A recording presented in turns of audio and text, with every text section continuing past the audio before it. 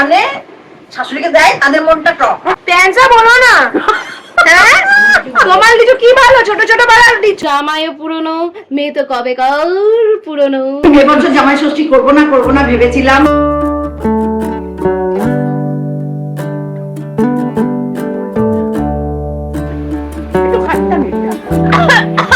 বুঝে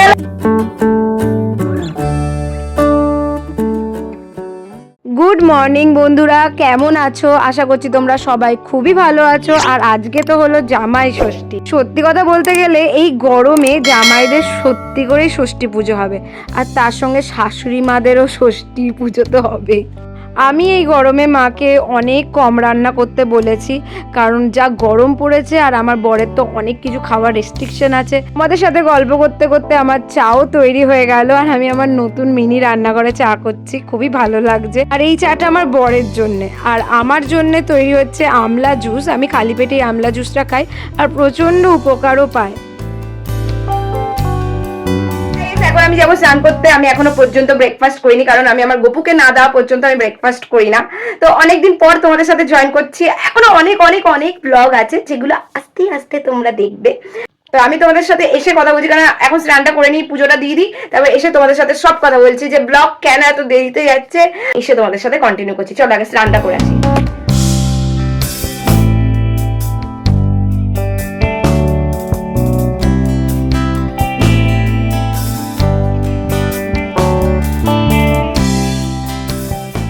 এখন খাচ্ছি সাবু, দেখতেই পাচ্ছ। এটা খুব হেলদি টেস্টি হয়। नहीं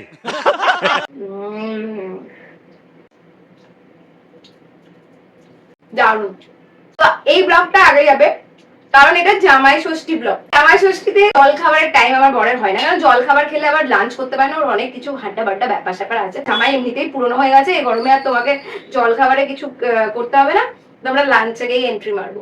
তো যাই হোক, এই যা রোদ, তবু কালকে একটু বৃষ্টি হয়ে রেয়াই হয়েছে। আজকে অনেকদিন পর নতুন ব্লগ যাবে।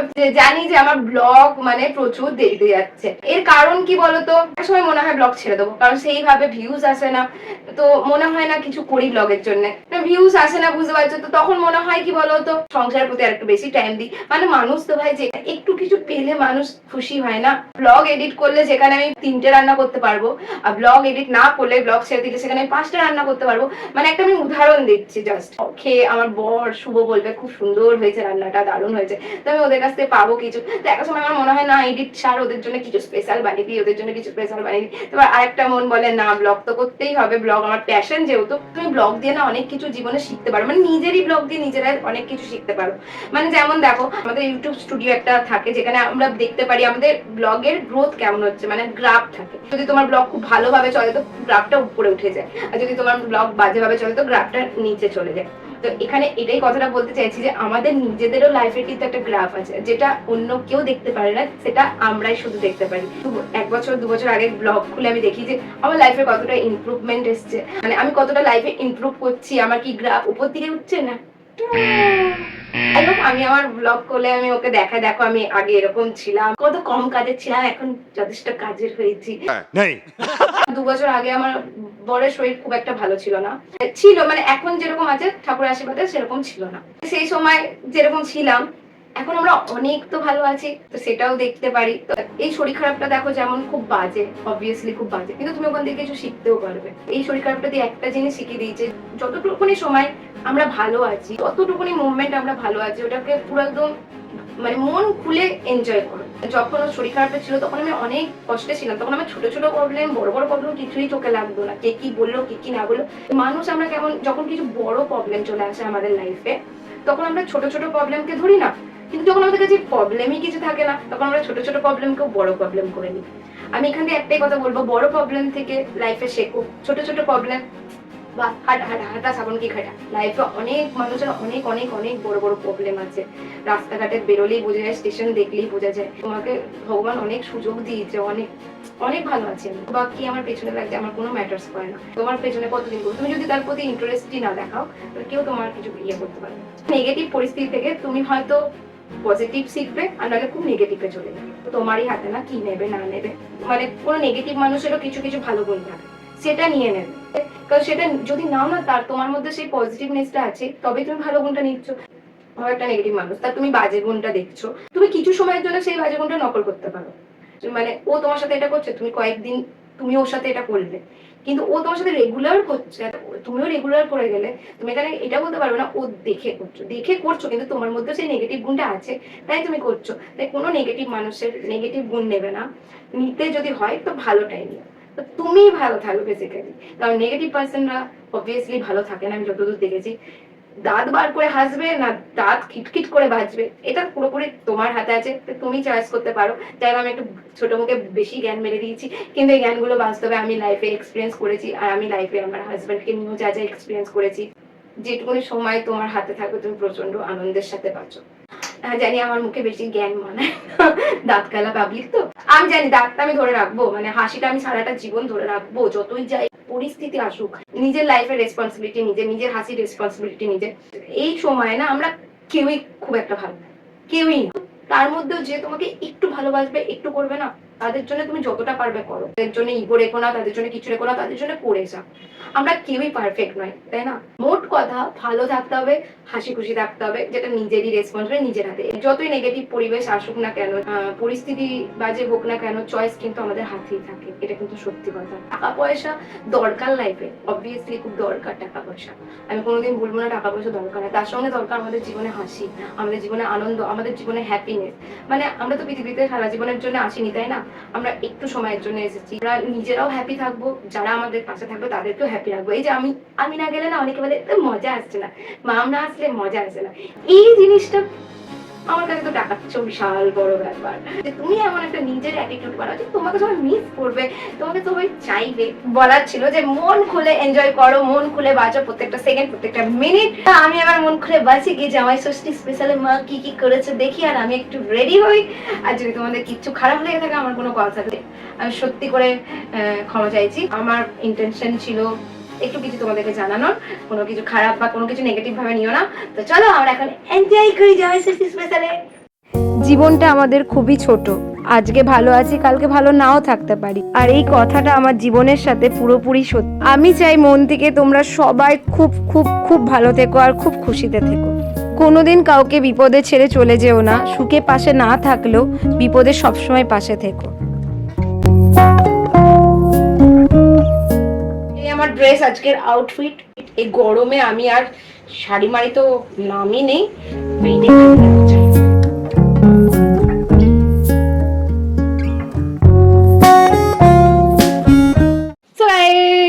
আমি হয়ে গেছি পুরো একদম রেডি সেডি জামাই ষষ্ঠী স্পেশাল। জামাইও পুরনো, মেয়ে তো কবে কাল পুরনো। আরে ক্যামেরা ঢুকে যা, আরে ক্যামেরা উকি মাত মার ইয়ার। আমি হয়ে গেছি রেডি সেডি, তো আমাদের জন্য স্পেশাল বাকি। তো যাই হোক, এটাই পরে নিয়েছি, বেশ সুন্দর লাগছে নিজেকে, কিন্তু বাট সানস্ক্রিন মেখেছি আর কিচ্ছু করিনি গরমের মধ্যে, ফুলও আচড়াইনি। দেখছো আমি কতটা ন্যাচারাল বিউটি। দেখো তোমার কপাল অনেক ভালো যে আমার মতন একটা ন্যাচারাল বিউটিকে পেয়েছো। কিছু অ্যান্সার দিচ্ছ না তো? হ্যাঁ দেবেও না, পেয়ে গেছে না, অনেক ভাট বকে দিয়েছি। এবার আমি রেডি সেডি হয়ে এখন যাই বাইরে। চলো চলো চলো চলো। আগে দেখুন এই ফোন এদিকে, আর এক ফোন বাজছে। এই জামাই ওট ওট ওট ওট রে, জামাই ওট। কিছু বলো? যাচ্ছি জামাই ষষ্ঠী করতে, এই রোদে আমার ষষ্ঠী পূজা হচ্ছে।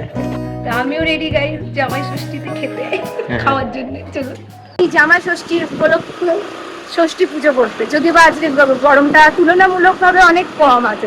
कैसा लगा मेरा मजाक? এখন ফার্স্টে যাবো মিষ্টির দোকানে মিষ্টি নিতে, তারপরে আমের দোকানে আম নিতে। এটা আমি বললাম কালকে নিয়ে এলেই হতো, কিন্তু বলছে বাসি মিষ্টি এইসব উল্টো পাল্টা। হ্যাঁ বাসি তো ঠিক কথাই, বাট ঠিক আছে চলো এখন যাই।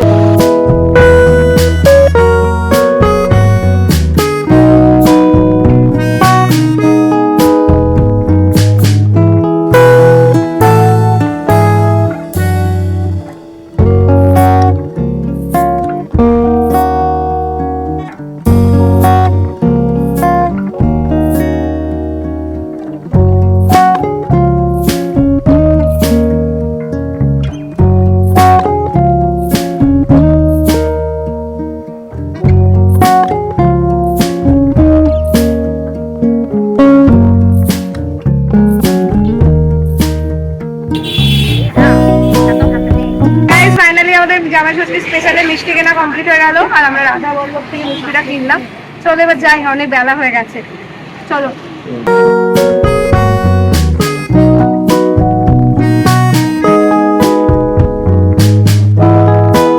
না দিলে জামাইয়ের কপালে কষ্ট আছে আজকে। এই ব্লগে যাচ্ছে মা, তাহলে আরো আলাদা দেবে, শুনতে পাচ্ছে, ব্লগ করছে। এবার পাল্টে গেল। এই দেখুন আমরা এখন লিচু নিচ্ছি। আমার লিচু কেনা হয়ে গেছে, এবার যাবো আমরা বাড়ি।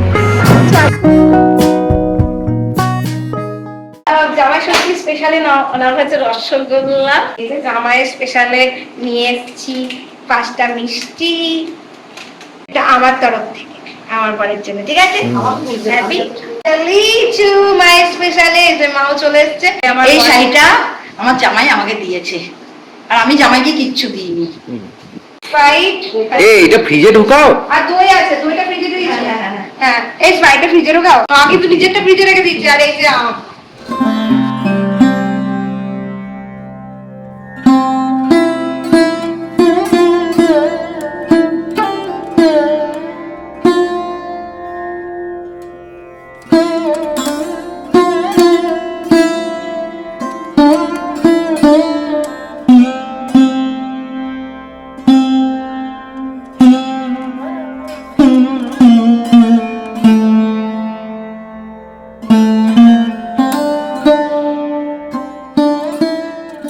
খুব সুন্দর লাগছে দেখতে, সত্যি ভালো লাগছে। এইটাই পরো, তোমার কপালটা অনেক ছোট লাগছে। ভালো লাগছে। আচ্ছা, শাশুড়িদের ষষ্ঠী পুজো হয়, জামাই এবছর জামাই ষষ্ঠী করবো না ভেবেছিলাম। এইটা আবার কি কথা? गजब बेइज्जती है। আরে তুমি বলো তো শোনাবো। ভালো লাগছে খুবই, প্রতিবারের মতো। প্রতিবার থেকে কম। প্রতিবারের মানে প্রতিবার থেকে কম। আমার কাছে তো বেশি। আরে তোমাদের তর্ক বিতর্ক ছেড়ে বলো তোমাদের ফিলিংসটা কেমন লাগছে? গরম লাগছে, ফাটা গরমে ফাটিয়ে আমটা খাস, ফাটিয়ে খাই, সিরিয়াসলি? আমটা খাস কিন্তু। আম খাবো না আর এগুলো খাই না। বাবা কিছুই তো খাবি না। এই যে জামাইকে পুরো 250 ভাড় দিয়ে দিয়েছি, নেতি যত ইচ্ছা দই খা। জামাই দই খাই না। হ্যাঁ, একটা জামাই দই খায় না, জামাই অর্ধেক জিনিস খায় না। এই যে জামাইয়ের জন্য, হ্যাঁ বসে বসে ফটো তোলো, এই বলে জামাই বসে থাকে, বলছে আরে কি লাগছে শোনাবো তোকে, নজর না লাগে।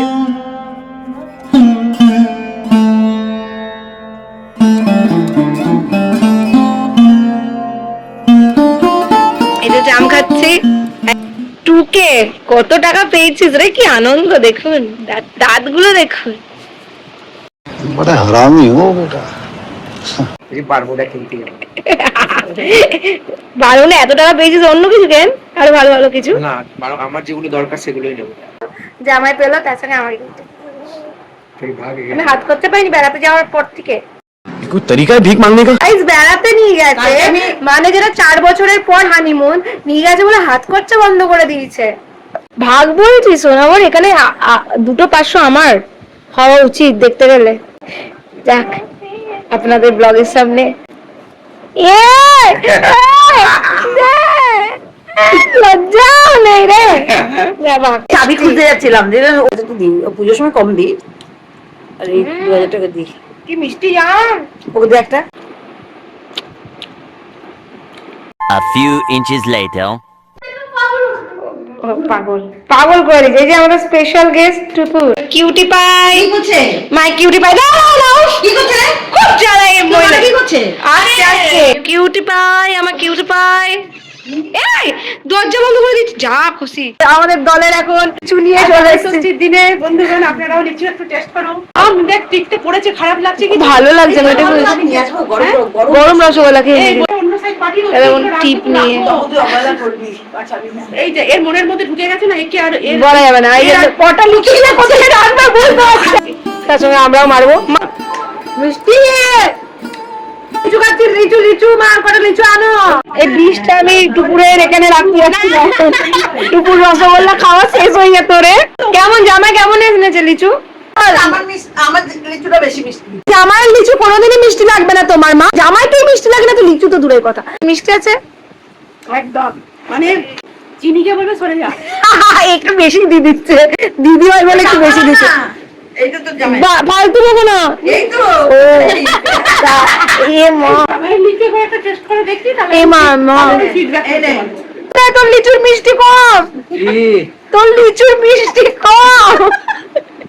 মিষ্টি কম সেটা তুই জানিস তো তোর লিচুর কেন মিষ্টি কম। তোমার মাকে বলো, তোমার মা ওইখান দিয়ে আনতে বললাম, ওইখান দিয়ে আনতে। হ্যাঁ বলতেই হবে আমার লিচুটা বেশি মিষ্টি। একটু খাট্টা মিষ্টি। তাহলে এটা দুধে, তোমার লিচু অনেকদিন রাখা আছে, দুদিন, একবার দুদিন থাকতে দাও।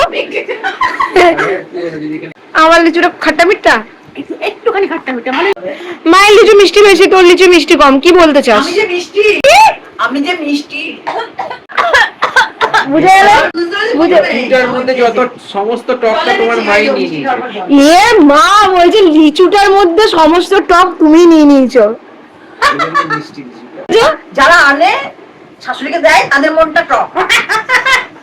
দেখুন এই মিষ্টি লিচু সব ঢোকাচ্ছে।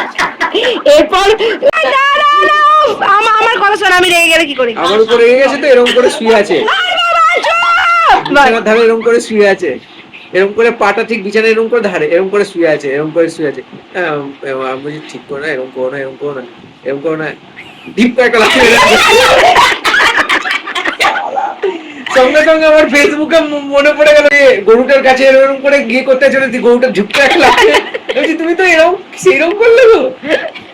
ওকে লাথি মেরে দিয়েছি। আরে আমার লিচু অনেক ভালো। আরে আমার খুব ভালো লাগে তোমার লিচু। প্যান্সা বলো না, হ্যাঁ তোমার লিচু কি ভালো, ছোট ছোট বালার লিচু। গাইস এত সুন্দর লিচু না গো, খুব ভালো। কি মিষ্টি। কিছু কিছু মনে টক আছে, হ্যাঁ কিছু কিছু প্যান্সা আছে, কিছু কিছু আমার দুটো পড়েছে পুরো মিষ্টি, এটা প্যান্সা। আমারও মনে হয় ভাগ্যে তাহলে প্যান্সাটাই পড়েছিল। আমি আহত হয়ে গেছি আমার বরকে মারতে গিয়ে। না তুই চশমা পরলি না? চশমাটা কোথায় রেখে তুই চশমা এই করিস, নিয়ে এসেছিলি তো আজকে মনে হলো। তো যাই হোক, চলে যাচ্ছে, দোকান খুলবে, আর আমি আহত হয়ে এখন বরকে ছাড়তে এসেছি। হেলমেটটা পর। এখন আমরা একটু রেস্ট নিই, আমরা একটু গল্প করি টুম্পাদিদের সাথে, আবার পরে জয়েন করছি। টাটা। বলছে মেঘ হচ্ছে। তোর ওই মনেই হওয়াতে আজকে কোনো কিছু মেঘে সিন নেই। চলে এলাম।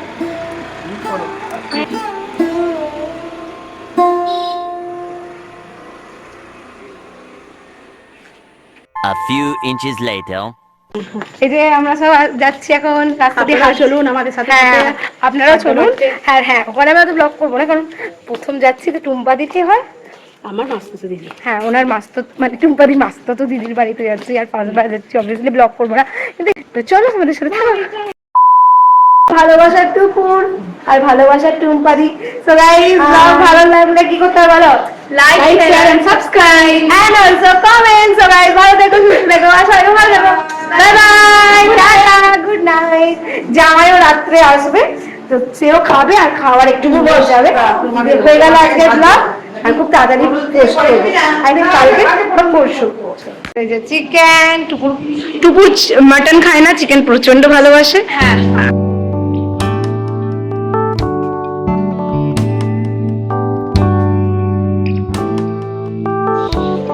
মায়ের ভালোবাসা দেখুন, পর পর করে যাচ্ছে। কি দেখে এটা, কি সিরিয়াল?